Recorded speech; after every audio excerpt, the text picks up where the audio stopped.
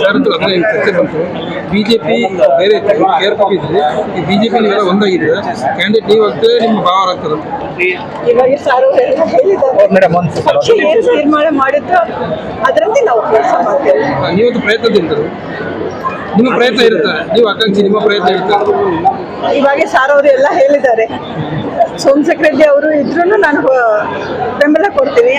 ಏನಾದರೂ ಮಹಿಳಾ ರಿಸರ್ವೇಷನ್ ಇದ್ರೆ ನನಗೇನಾದರೂ ಟಿಕೆಟ್ ಸಿಕ್ಕರೆ ಪಕ್ಷ ಏನಾದರೂ ಕನ್ಸಿಡರ್ ಮಾಡಿದ್ರೆ ಖಂಡಿತ ಸೋಮಶೇಖರ್ ರೆಡ್ಡಿ ಅವರು ಬೆಂಬಲ ಕೊಡ್ತಾರೆ. ಅಂದ್ರೆ ಅವಕಾಶ ಸಿಕ್ಕರೆ ಸ್ಪರ್ಧೆ ಮಾಡ್ಲಿಕ್ಕೆ ಬಿಟ್ಟಿದ್ದೀರಾ ಮೇಡಮ್? ಮಹಿಳಾ ರಿಸರ್ವೇಷನ್ ಬಂದ್ರೆ ಪಕ್ಷ ಏನಾದರೂ ತೀರ್ಮಾನ ಆಗಿದ್ರೆ ಪಕ್ಷದಲ್ಲಿ ನಾನು ಖಂಡಿತ.